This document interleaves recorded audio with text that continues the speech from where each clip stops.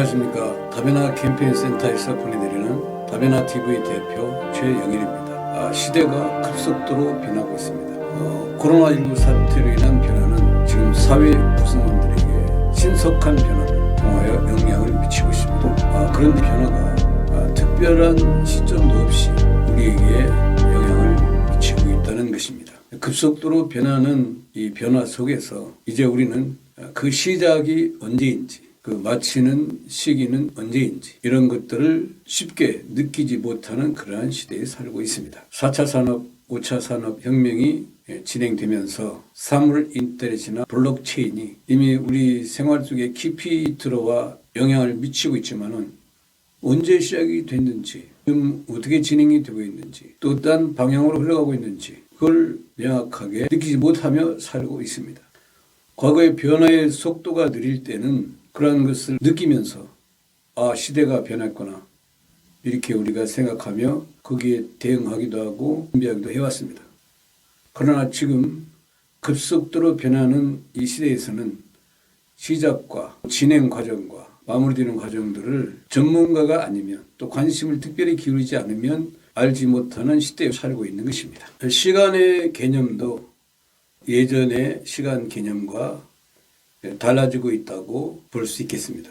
예전에 1시간에 우리가 할 수 있었던 일의 양과 또는 1시간에 우리가 활동할 수 있는 이동 거리가 변화가 급속도로 진행이 되고 사회적 상황이 변하면서 앞으로는 우리가 1시간에 할 수 있는 양과 1시간 동안에 활동할 수 있는 이동 거리가 좀 달라지고 있는 것입니다. 따라서 시간의 개념도 이전의 시간 개념과 우리가 살고 있는 시대의 시간과 차이가 있다고 보지 않을 수가 없습니다. 더 나아가 가상세계가 현실화된다면 그 변화의 속도는 더 훨씬 빨라지리라고 보는 것입니다.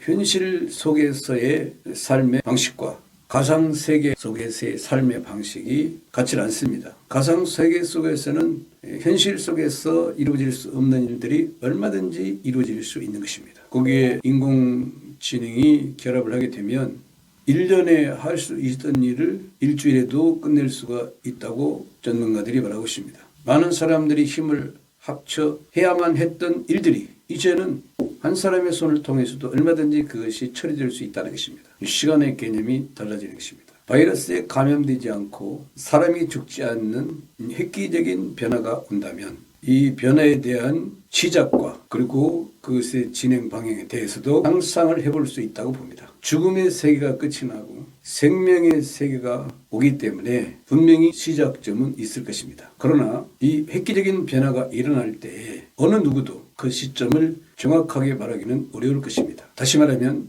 이러한 변화는 일반적인 변화가 아니기 때문에 알기가 쉽지 않을 수도 있습니다. 그러나 죽음의 세계가 변화되는 획기적인 변화이기 때문에 정확한 그 시점은 우리가 알 수 없다 할지라도 그것을 알 수 있는 어떤 현상들은 나타날 수 있다고 보는 것입니다.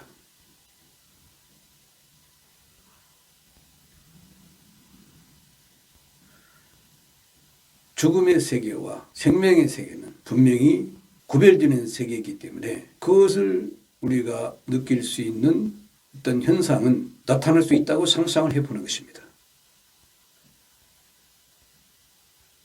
죽음의 세계가 생명의 세계에게 모든 것을 다 내어주게 된다면 그 생명의 세계로 변화되는 그 변화에 대한 현상들을 주의 깊게 생각해 보면 느낄 수 있지 않을까요? 현재 우리가 당하고 있는 코로나19 사태와 그 사태로 인해서 사상자가 증가하고 또 해결 방안을 내놓지만은 또 돌파 변이가 일어나고 백신 접종을 통해서 그 요구되는 우리 접종률에 도달했지만은 도리어 감염자 수가 늘어나고 다시 방역 강화를 하지 않으면 안 되는 이런 악순환이 계속되고 있을 뿐만 아니라 여기에 겹쳐서 기후변화까지 우리에게 영향을 미치고 심각한 위협이 되고 있다는 이 상황은 이제 죽음의 세계가 마무리되고 생명의 세계가 새로 열리는 것은 아닌지 우리가 한번 생각해보고 점검해볼 필요가 있다고 보는 것입니다. 우리는 죽음의 세계가 어디에서 와서 우리를 이렇게 장악하고 또 막강한 권세를 휘두르며 우리에게 위험 요소가 되어 왔는지 정확하게 그 원인 규명을 못하고 있는 것입니다. 이처럼 죽음의 세계가 어디서 시작돼서 어떻게 되는지 정확하게 규명하지 못한 채 우리를 장악하고 그동안 끌어왔던 것처럼 생명의 세계 또한 명확하게 그것이 어디로 오는지 알 수 없으며 어떠한 통로를 통해서 오는지 알 수는 없지만 이러한 현상들을 바라보면서 이 변화들을 바라보면서 생명의 세계가 이미 우리 속에 와서 이 획기적인 변화를 일으키고 있는 것은 아닌지 코로나19 사태를 바라보면서 사상자가 늘어나는 것을 바라보면서 그리고 기후변화로 더 이상 우리가 나갈 수 없는 상황을 바라보면서 한 시대가 마감이 되고 새로운 한 시대가 이미